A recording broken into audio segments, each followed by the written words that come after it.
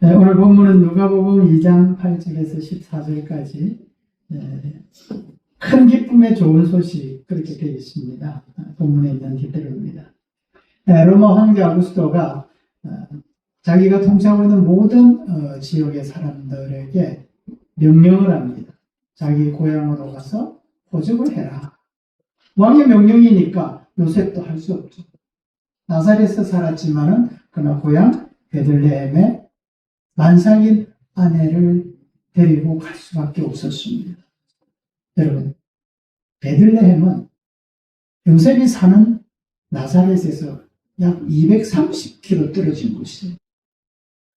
요사이 같으면요, 뭐 고속버스 타고 가면 되잖아요. 그 당시에는 그게 없으니까 만삭인 마리아를 데리고 230km를 간다는 거는 낙타를 탔든 나귀를 탔든 뭐 이렇게 해도 갔겠죠. 상당히 위험하고 어려운 거예요.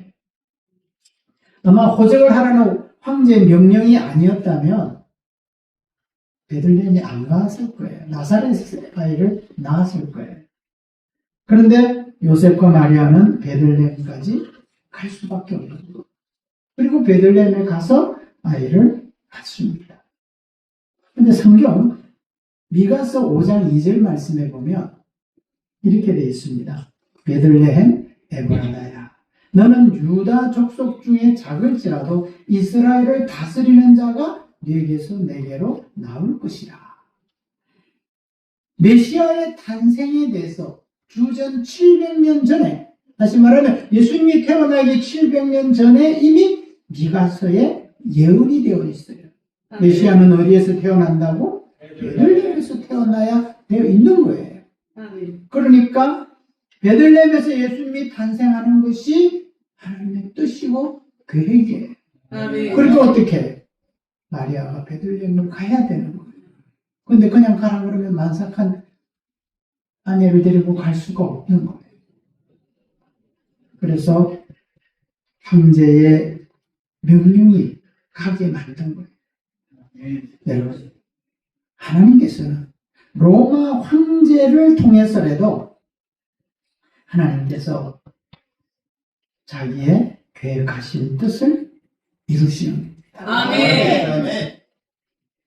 하나님께서는 성경에 기록된 약속들을 반드시 이루시는 신실하신 하나님입니다. 아멘. 믿습니까? 아멘. 하나님의 약속은 어떤 상황이나 어떤 환경에서도 반드시 이루어집니다. 아멘. 그러므로 하나님은 어제나 오늘이나 영원히 동일하신 분인 줄로 믿습니다. 아멘. 사랑하는 성도 여러분, 성경에는 하나님의 놀라운 약속들이 많이 있습니다. 아멘. 그러니까 우리가 어떻게 해야 되겠죠? 매일 성경을 읽어야 돼요. 아멘. 그리고 성경을 읽으면서 하나님의 약속을 찾아보아야 돼요. 아멘. 하나님이 이런 약속을 하셨구나. 아멘. 그러면 어떻게 해요? 그 약속을 믿어야 돼요. 아멘. 그 약속을 믿을 때 하나님의 그 약속이 나의 삶을 통하여 이루어질 줄로 믿습니다. 아멘. 하나님은 목자들에게 예수님의 탄생 소식을 알렸다라고 성경이 그렇게 되어 있습니다. 본문 누가복음 2장 8절에 보니까 그 지역의 목자들이 밤에 밖에서 자기 양떼를 지켰다고 그랬습니다. 아멘. 여러분, 목자들이 밤에 밖에서 양떼를 밤을 새워가며 지키는 겁니다. 그리고 성탄절 카드 가운데 요새는 뭐 카드 별로 많이 안 합니다만 다 모바일로 합니다. 그 카드 보면은 동방 박사의 이야기도 있지, 그런 모습도 있지만 목자들이 아기 예수님을 찾아오는 그런 모습도 있어요. 밤에. 그림이 대단히 멋져 보여요. 그런데 오늘날로 말하면 뭐냐면 밤에도 힘들게 야근을 하는 근로자의 모습이에요. 밤에 양떼를 지키는 거예요. 그런데 오늘 본문 2절, 9절에 보니까 주의 사자가 곁에 서고 그의 영광이 그들을 두루 비침에 크게 무서워했다. 이게 중요한 단어가 영광이에요. 주의 영광이라는 말은 광채라는 거예요. 이게 뭐냐면 주의 영광은 하나님이 임재하셨다는 것을 보여주는 표현이에요. 그 하나님이 임하셨다는 거예요. 그때 그 영광, 광채가 어떠냐? 두루 비쳤다. 이 말은 뭐냐 그러면 빛이 완전히 그들을 감쌌다. 빛이 완전히 그냥 둘러쌌다는 거예요. 여러분, 하나님의 영광이 어디에 나타나냐 그러면 이스라엘 백성들이 성막을 만들었을 때에 거기에 하나님의 영광이 나타났습니다. 그리고 예루살렘 성전이 지어진 이후에는 대제사장만 들어갈 수 있는 지성소라고 하는, 아무나 들어갈 수 없어요. 대제사장도 거기에 들어가서 제사의 예법을 제대로 지키지 못하는 죽는 그런 엄중한 곳에 하나님의 영광이 나타나는 거예요. 그러니까 목자들이 그 엄청난 하나님의 영광을 지금 그 영광 가운데 있으니까 어떻게 했어요? 당연히 두려웠겠죠. 그런데 이 두려움이라는 것은 공포가 아니에요. 이것은 경외심입니다. 여러분, 그냥 아유 무서워. 그게 무서워서 그럴 수도 있지만 너무 아주 막 엄청난 그 경외감에 사로잡힐 때도 두려운 거예요. 근데 왜 베들레헴 목자들에게 예수님의 탄생 사실을 가장 먼저 알려줬을까? 여러분, 예루살렘에는 바리새인도 있고 서기관도 있고 제사장들도 있고 그 당시 유대 종교 지도자들이라고 하는 사람들이 많이 있는 곳이 예루살렘이에요. 유대 종교 지도자들, 서기관이나 바리새인이나 제사장들은 성경에 대해서 많이 알고 있는 그런 사람들이에요. 그리고 우리 생각에 그럼 예수님의 탄생을 그 사람들한테 알려줘야 될 거 아니에요. 성경을 연구하고 성경을 알고 성경을 가르치는 사람들이니까. 그런데 누구보다도 성경을 잘 아는 그 종교 지도자들에게 먼저 알려주지 않았다. 이 사실에 대해서 맥스 루케이도 목사님이 이렇게 해석을 했어요. 만약에 메시아의 탄생을 바리새인들에게 알렸다면 그들은 주석을 펴놓고 세미나를 시작하느라 시간을 허비했을 것이기 때문에 목자들에게 먼저 알려주었다. 예수님의 탄생 소식을 종교 지도자들에게 알려줘. 이 사람들은 그것을 다른 사람들에게 알리려고 하는 일에 집중하지 않고 야, 이게 뭐 성경에 맞냐? 이게 성경에 맞냐? 이런 거 하고 있다가 시간을 다 보냈을 거라는 거예요. 그런데 목자들은 바리새인과 달랐어요. 오늘 본문 12절 말씀 보면 2장 12절에 보면 너희가 가서 강보에 쌓여 구유에 누워있는 아기를 보리니 이것이 너희에게 표적이니라. 이게 무슨 말이에요? 천사가 목자들에게 가서 보라 이거예요. 그러니까 2장 16절에 천사들의 그 말을 듣고 목자들이 어떻게 했을까? 16절 빨리 가서 마리아와 요셉과 구유에 누인 아기를 찾아서 바리새인들과 종교 지도자들과는 달랐던 거예요. 무슨 말이에요? 목자들은 빨리 가서 아기 예수를 찾았다는 거예요. 여기 빨리 가서 찾았다라고 하는 말은 가니까 있었더라가 아니에요. 끊임없이 열심히 찾아보았다는 거예요. 그러지 않겠어요? 네. 목자들은 지체하지 않았어요. 시간을 보내지 않았어요. 바로 가서 열심히 찾아서 아기 예수님을 찾았을 뿐만 아니라 그들이 달려간 것은 천사들이 한 이야기가 진짜일까? 뭔가 우리가 그냥 뭔가 홀려가지고 그냥 뭐 이 잘못 착각하고 있는 거 아닌가? 그런 어떤 생각이 아니라 천사가 알려준 사실을 알아보기 위해서 간 게 아니라 하나님께서 행하신 그 놀라운, 하나님이 전해주신 그 놀라운 소식을 그들이 확인하고 경배하고 발견하기 위해서 달려갑니다. 여러분, 이 목자들의 믿음과 순종으로 고요의 누이 아기 예수를 그들이 만나서 경배하게 됩니다. 여러분, 목자들은 하나님의 메시지를 받아들일 준비가 된 사람들입니다. 그렇게 그들이 즉시간 거예요. 목자들의 이런 마음, 믿음과 순종의 이 마음이 성탄절을 앞둔 여러분들 안에서 회복되기를 바랍니다. 일어나기를 바랍니다. 하나님의 말씀이라면 아멘. 그리고 즉시 순종하는 성도들이 되시기를 축복합니다. 여러분, 베들레헴은 예루살렘의 옆에 있는 조그만 마을이에요.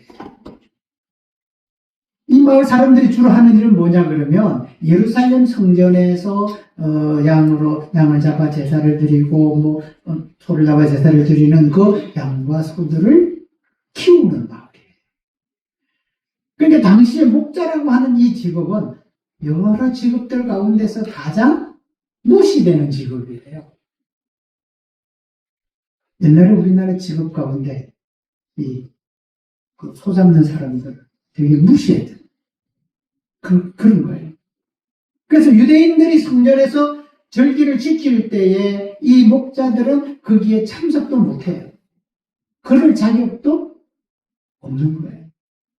만약에 재판을 한다고 할 때 재판의 증인으로서도 이 목자들은 인정을 못 받는 거예요.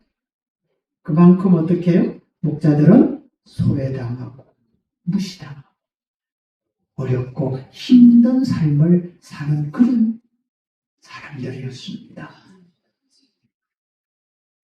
이런 목자들에게 예수님의 탄생이 가장 먼저 전해졌다는 것, 이것이 가장 중요한 의미가 있습니다. 여러분, 무시당하고 소외된 사람들을 위해서 예수님이 이 땅에 오셨다는 것을 행동으로, 사인으로 이렇게 보여주는 거예요.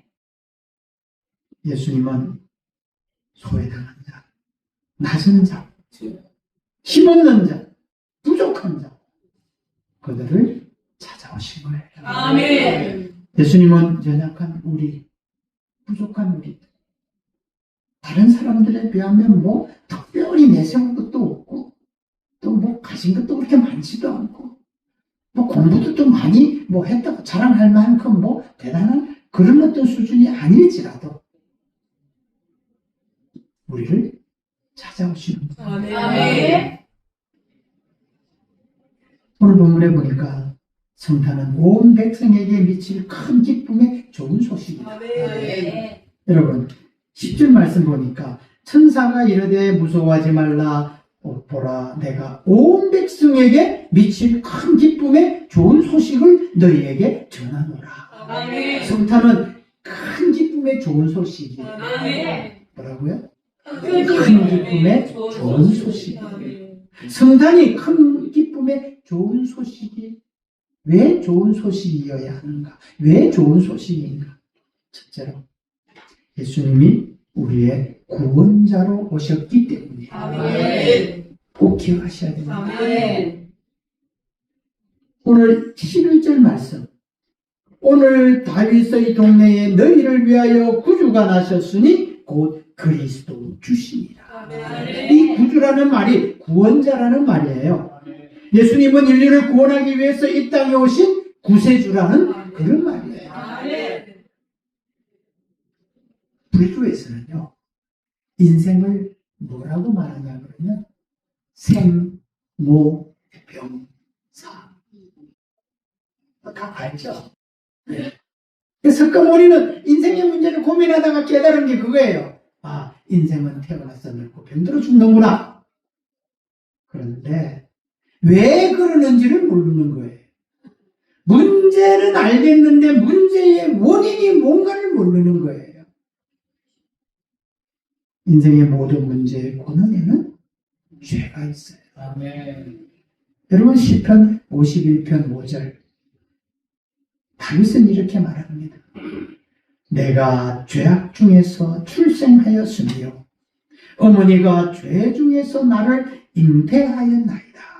이게 무슨 말일까요? 다윗은 자신이 태어날 때부터 인간의 죄성 가운데 태어났다는 거예요.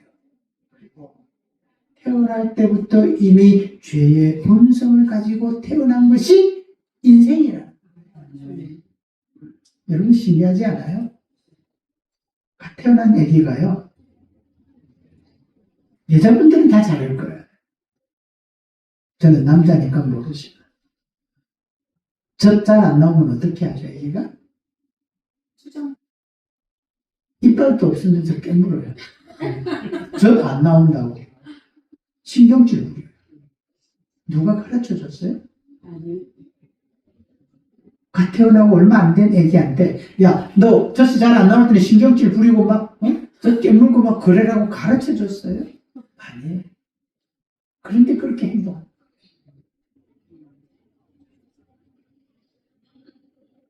인간은 태어날 때부터 이미 죄의 본성을 가지고 태어났어. 이게 인생의 근본 문제였던 거예요. 그래서 바울은 에베소 2장 1절에 이렇게 표현합니다. 그는 허물과 죄로 죽었던 너희를 살리셨다. 아멘. 여러분 이게 죽었던이라고 하는 말은 죽을 것이라는 게 아니라 이미 죽었다는 과거예요. 그러니까 너희는 허물과 죄로 죽었다는 거예요. 무슨 말이겠습니까? 에베소 교회 성도들에게 너희는 허물과 죄로 죽었다고 그렇게 말하는, 아니 멀쩡히 살아있는데 신체적인 죽음이 아니라 영적인 도덕적인 죽음이에요. 무슨 말이냐면 이 죽음은 생명을 주신 하나님과 단절되고 하나님과 끊어져서 그런 존재가 되었다는 거예요. 인간은 저로 말미암아 영적으로 죽어 있는 거예요. 인간은 죄 가운데 태어나서 죄 가운데 살다가 죄 가운데 죽는 것이 인생의 가장 큰 문제예요. 아무도 어느 누구도 이 문제를 해결할 수 없고 이 문제에서 벗어날 수가 없는 거예요. 인간은 자신의 힘으로 죄의 문제를 해결할 능력이 없는 거예요. 죄를 안 짓겠다고 해도 안 짓고 살 사람은 지은 죄를 해결할 수가 없어요. 죄 지었다고 그냥 감옥에 들어갔다 나오면 그 죄가 없어지나요? 형법상의 죄는 책임을 지은 줄은 모르지만 그 죄를 지었다는 사실 자체는 없어지지가 않는 거예요. 그런데 마태복음 1장 21절 오늘 우리에게 말씀하시는 놀라운 말씀입니다. 아들을 낳으리니 이름을 예수라 하라. 이는 그가 자기 백성을 그들의 죄에서 구원할 자이십니다. 여러분 요셉과 마리아가 임신한 것에 요셉이 마리아의 임신에 대해서 고민이 들지 않겠어요? 결혼도 안 했는데 아내 될 사람이 애를 뱄으니까. 그래서 고민할 때에 천사가 요셉에게 이야기한다. 요셉아, 고민하지 마라. 마리아가 바람핀 게 아니고 하나님의 뜻으로 하나님의 역사로 하나님이 쓰시는 도움일 뿐이다. 그래서 아이를 낳을 건데 그 아이가 자기 백성을 그들의 죄에서 구원할 자다. 여러분 예수님은 우리를 죄에서 구원하실 분이라는 사실을 잘 알아야 됩니다. 그럼 죄라는 게 뭘까요? 그럼 죄라는 말의 그 의미는 우리 야구 우리나라 잘하잖아요. 과거에 LA 올림픽인가요? 양궁에 얼마나 잘 쏘는지 그 한가운데 있는 카메라 렌즈를 그냥 깨트려버린 그런 기록도 나왔단 말이에요. 이게 죄라는 게 뭐냐면은 화살이 관역을 정확하게 맞추지 못하고 관역이 있는데 그 관역을 빗나가서 엉뚱하게 가서 화살을 쏘기는 쏘았는데 관역에 화살이 없어요. 그게 죄예요. 이게 무슨 말이냐 그러면 하나님의 뜻이라고 하는 그 관역이 있어요. 그 하나님의 뜻이라고 하는 그 어떤 그 규범이 있고 규칙이 있고 법이 있는데 그런데 사람들의 행동과 생각과 말이 그것에서 벗어나는 거예요. 제대로 그것을 못 맞추는 거예요. 그게 죄예요. 그러니까 무슨 말이에요? 인간은 하나님의 말씀에 벗어나서 자기의 의지와 자기의 생각과 자기의 결정대로 그냥 행동하는 거예요. 살아가는 거예요. 그게 죄예요. 아멘. 그러므로 인간은 모두 죄일 수밖에 없는 거예요. 아멘. 어떤 사람은 내가 뭔 죄를 졌어요 내가. 그 사람이 생각하는 죄는 뭐예요? 우리가 사회에서 규범한 그 규범들. 그 규범들을 자기는 안 어겼다는 거예요. 그런데 여러분 사회에서 정한 그 규범이라는 게 그 사람의 생각까지 그 규범으로 정할까요? 아니에요. 내가 생각으로는 그냥 막 온갖 그냥 악을 계획할지라도 사회에서는 뭐라고 해요? 그를 죄를 지었다고 안 해요. 근데 그거를 행동에 옮기면 그때부터 죄를 지었다고 그러는 거예요. 근데 그 모든 악한 계획과 악한 그게 의도가 드러나지 않았다고. 그 사람이 악한 생각과 악한 그런 계획을 가졌다고 해서 그 사람이 죄인이 아니라고 말할 수 있을까요? 언젠가는 상황이 바뀌면 그 계획이, 그 생각이 행동으로 나타나는 거예요. 여러분 많이 보잖아요. 운동에 물이 고여 있어요. 오랜 시간이 지나면 어떨까요? 위에 물은 깨끗해요. 착각하고 뭘 퍼먹을 수도 있어요. 그런데 어떤 사람이 막대기를 가지고 그 웅덩이에다가 막대기를 집어넣고 한번 휙 젖어 보면 밑에 깔려있던 게 다 들어오고 못 먹죠. 우리의 생각과 우리의 어떤 계획이라는 것이 어떤 상황에 노출되지 않아서 그렇지 노출만 되면 언제나 죄를 실천할 수 있는 실행할 수 있는 그런 본성을 우리는 가지고 태어나고 가지고 살아가고 있는 거예요. 그러니까 인간 스스로 죄의 문제를 결코 해결할 수가 없는 거예요. 아멘. 성경은 우리에게 이렇게 말합니다. 에베소 1장 7절. 이 말씀 우리 한번 같이 읽어도 좋겠습니다. 시작. 우리는 그리스도 안에서 그의 은혜의 풍성함을 따라 그의 피로 말미암아 성령 곧 죄사함을 받았느니라. 아멘. 얼마나 놀라운 말씀인지 몰라요. 얼마나 놀라운 말씀인지를 우리가 알아야 돼요. 여기 우리가 기억해야 할 단어 두 개가 있어요. 속량이라는 단어와 말미암아라고 하는 단어예요. 여러분 속량이라는 말은 뭐냐 그러면 로마 시대에 그 노예나 죄수가 자유를 얻기 위해서는 그냥 자유로워지 그래 너 자유롭다 이렇게 되는 게 아니에요. 값을 치러야 돼요. 돈을 주고 사는 거예요.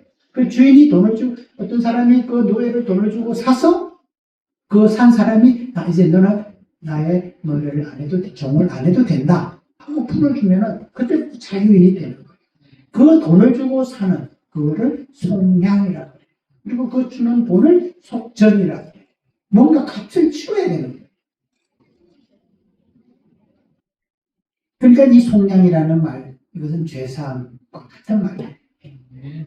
돈을 주고 샀고 자유를 주는 거예요. 또 중요한 말은 뭐냐면 말미암아라는 말이에요. 이게 얼마나 중요한 말인지를 아셔야 돼요. 말미암아라는 도문격이라고 해요. 문법에서는 기본의 해가어에서는 그 말이 무슨 말이냐 그러면 그 다음에 나오는 어떤 것을 실현하는 도구가 된다. 우리나라 말은 어떻게 해? 그의 피로 말미암아 이렇게 돼 있어요. 말미암아가 뒤에 오지만 헬라어에는 말미암아가 먼저 나와요. 말미암아 그의 피로. 이건 이제 한국어와 헬라어의 어법이 달라서 그런 거예요. 그러니까 헬라의 어법대로 한다면은 그의 피로 말미암아라고 하는 말은 말미암아 그의 피로. 말미암아가 도구기예요. 그러니까 뒤에 있는 거로 말미암아 속량이 된다는 거예요. 이게 얼마나 놀라운 말인지 여러분들이 꼭 기억하셔야 됩니다. 아멘. 다시 말하면 예수님의 피가 죄 사함을 받게 하는 도구가 된다. 아멘. 예수님의 피로 말미암아 우리가 죄 사함을 받고 아멘. 구원을 받는 거예요. 아멘. 여러분, 예수님이 우리의 구원자로 오셨다는 말은 이 말이에요. 그래서 성탄이 우리에게 뭐예요? 큰 기쁨의 좋은 소식이에요. 아멘. 완전 사람들이 뭐 그냥 성탄이 그냥 뭐 술 먹고 노는 날이고 그냥 선물 주고 받는 날이고 뭐 그냥 올라있다고 그냥 뭐 밤새도록 노는 날이라고 생각할지 모르지만 그 뭐예요? 몰라서 그런 거예요. 예수 믿기 전에는 그랬어요. 그러나 성탄의 의미를 알 때는 놀랍고 감격스러운 사건이에요. 아멘. 예수님이 하나님의 아들이심을 믿습니까? 아멘. 예수님이 십자가에서 우리의 모든 죄를 담당하시고 돌아가신 줄 믿습니다. 아멘. 그 예수님을 나의 구주로, 나의 구원자 마음에 모셔드렸습니다. 아멘. 마음으로 믿어 의에 이르고 입으로 시인하여 구원에 이른다고 생각합니다. 아멘. 이 사실을 믿는다. 이 사실에 대해서 내가 아멘, 믿습니다라고 하는 게 이게 얼마나 놀라운 사건인지 모릅니다. 아무리 설명을 하고 아무리 설득을 해도 안 믿으시면 모르겠는데 믿음은 하나님의 은혜의 선물이에요. 아멘. 한 번을 설명을 하고 한 번을 전했는데 제가 믿겠습니다. 네. 100번, 1000번을 이야기를 해줘도 글쎄요. 그게 가능할까요? 그게 합리적으로 맞는 이야기일까요? 못 믿는 사람은 안 믿습니다.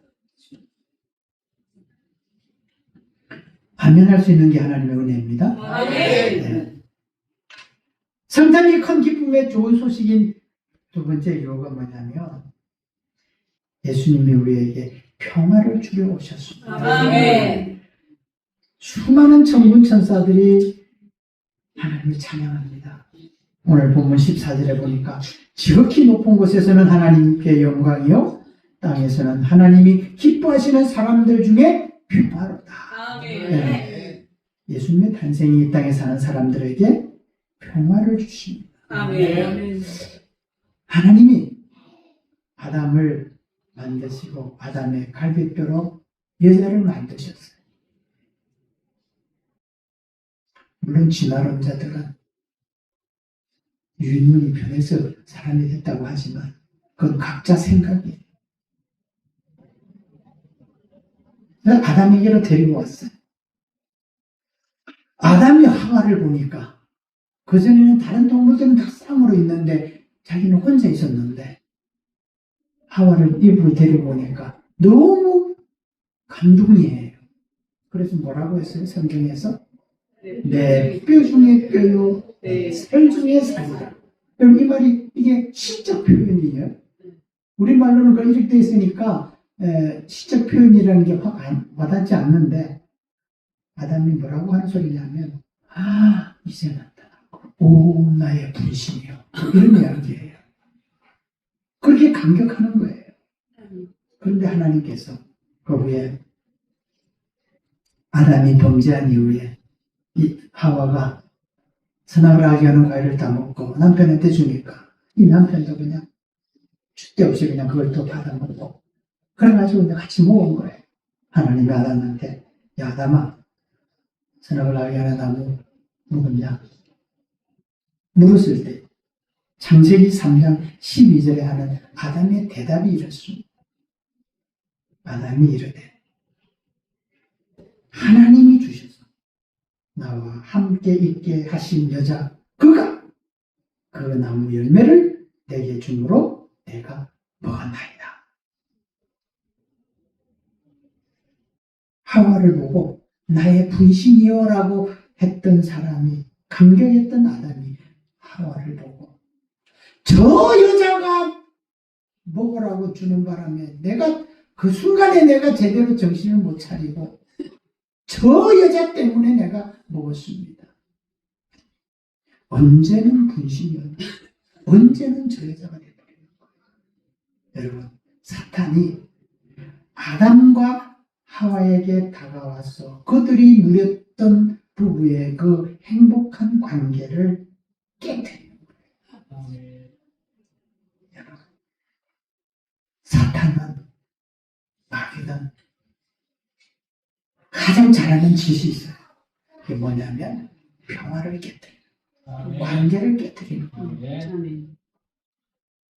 평화를 깨뜨리는 거예요. 하나님과의 평화, 부부간의 평화, 가정의 평화를 사탄은 깨뜨리는 거예요. 깨뜨리면 끝나는 거예요. 무너지는 거예요. 서로가 싸우고 서로 비난하고 여러분 우리 사회의 현실은 서로가 싸우고 깨트리고 비난하고 갈등하는 것 이걸 단순히 정치적이고 사상적인 것으로만 보면 안 됩니다. 여기에 깊은 영적 내면이 뭐냐 사탄의 노략질이에요. 아멘. 우리나라를 위해서 우리가 더 기도해야 돼요. 아멘. 영적 전쟁. 아멘. 서로 싸우면 결론이 뭐예요? 나라 망하는 거예요.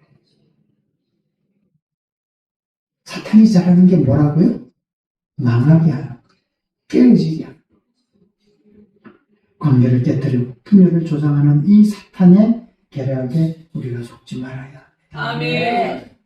여러분 예루살렘 성전에 보면 그 지성소라고 하는 이 이제 센터가 있고 그 바깥에 이렇게 또 담이 쳐져 있어요. 그 뜰이 있다고요. 뜰이. 그리고 그 뜰이 담으로 또 구분이 되어 있어요.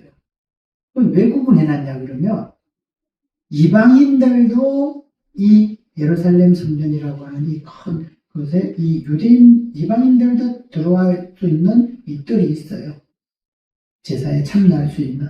그리고 유대인들만 들어올 수 있는 이 뜰이 또 마당이 따로 있어요. 그리고 이 두 마당 사이에 담이 있단 말이에요. 왜 담이 있냐 그러면 이방인들과 유대인들은 완전히 다른 거예요. 얼마나 이 이방인과 유대인과 이방인의 사이가 엄격하게 나누어져 있냐 그러면 이방인이 이 유대인이 있는 이곳으로 담을 넘어온다 그러면 절대로 넘어오면 안 되는 거예요. 철저하게 금지되어 있어요.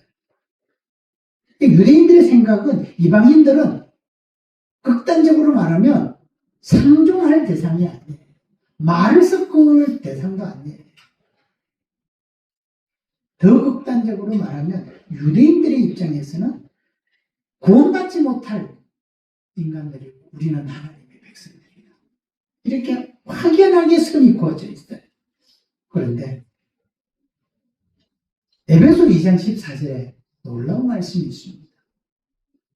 그는 예수님을 말하는 거예요. 그는 우리의 화평이신지라 둘로 하나를 만드사 원수된 것 곧 중간에 막힌 담을 자기 육체로 오셨다고 그랬어요. 아멘. 여기에 나오는 이 담이 바로 유대인과 이방인을 갈라놓는 담이에요. 그 말이 무슨 말일까요? 예수님께서 십자가에 못 박혀 돌아가심으로 이 이방인과 유대인 사이에 막힌 담이 허물어졌다는 거예요. 영적인 의미예요.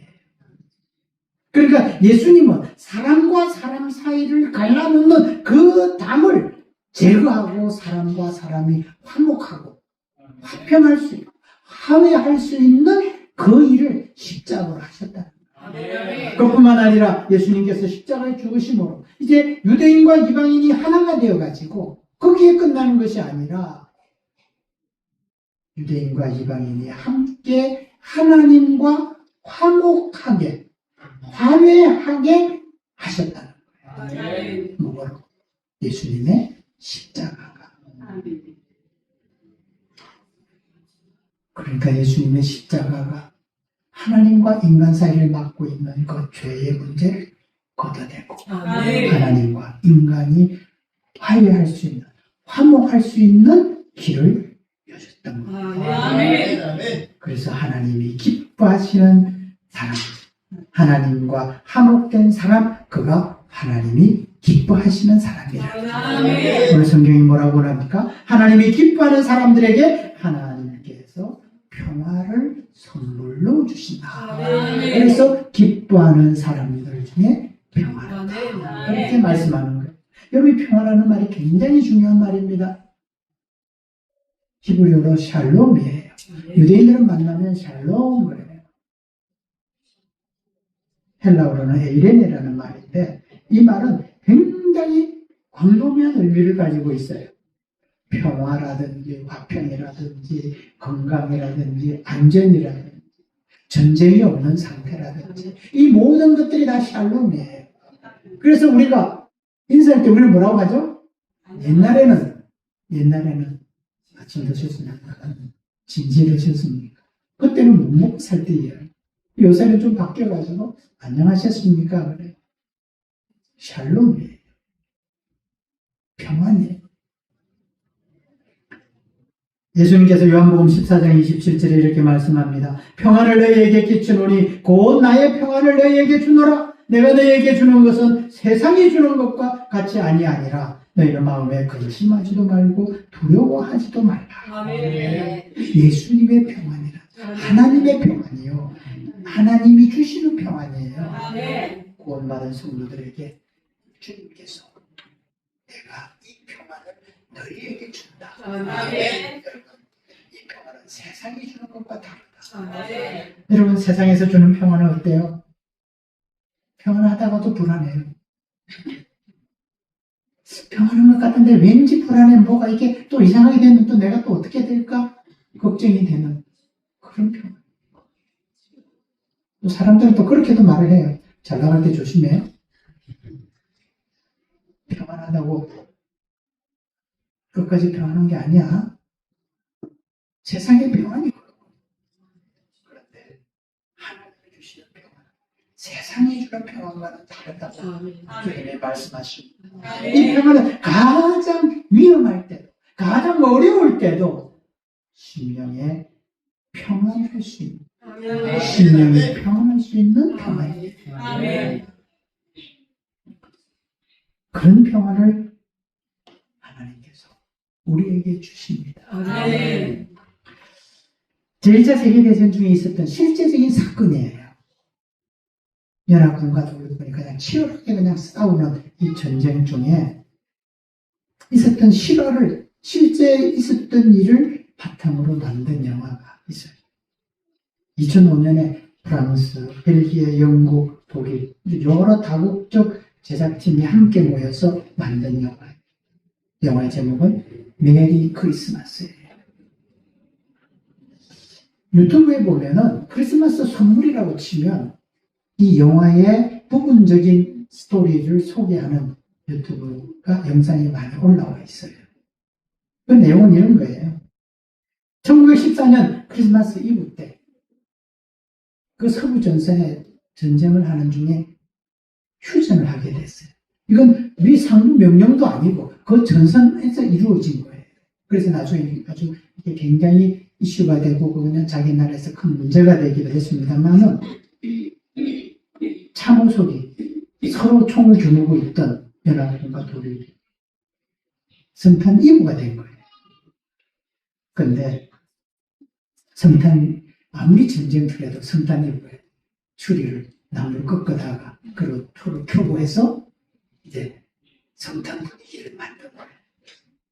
근데 그때 마침 노겔 진영이 어떤 사람이 있었냐 그러면 병사 가운데 베를린 오페라 하우스의 주요 테너가 이제 징집되어가지고 전선에 나왔는데 그 전선이 있었어요.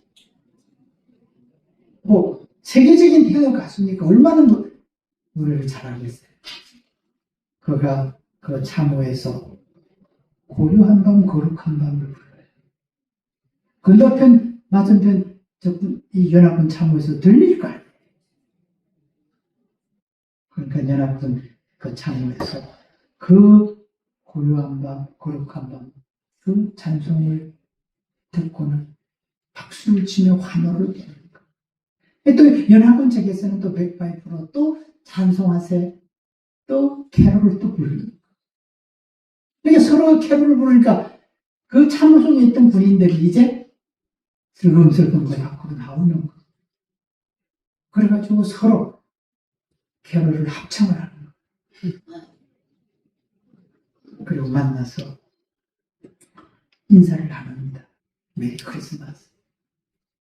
주아요 노예 브렐리 베인 아크텐 뭐 독일 여사를 모릅니다. 하여튼 그래서 그들이 하루는 총을 쏘던 서로가 총을 놓고 평화를 경고한 그런 사건이에요. 하나님께서 예수님의 탄생 소식을 목자들에게 가장 먼저 전해주셨습니다. 예수님의 탄생은 큰 기쁨의 좋은 소식이에요. 아멘. 말씀하셨습니다. 아멘. 여러분 성탄이 큰 기쁨의 좋은 소식인 이유는 예수님이 우리의 구원자라고 오셨기 때문입니다. 아멘. 성탄이 좋은 기쁨의 큰 소식인 것은 큰 기쁨의 좋은 소식인 것은 예수님이 우리에게 평화를 아멘. 주시는 거예요. 아멘. 사랑하는 성도 여러분, 예수님은 우리를 죄에서 구원하기 위해서 이 땅에 오셨습니다. 아멘. 예수님은 우리에게 평화를 주시려고 오셨습니다. 아멘.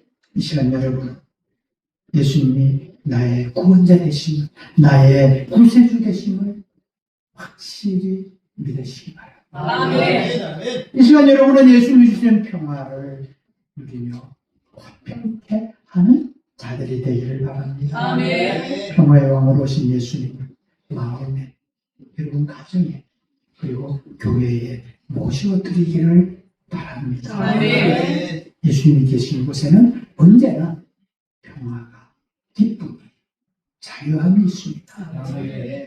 이번 성탄절이 바로 여러분에게 큰 기쁨의 좋은 소식이 되시기를 축복합니다. 아멘.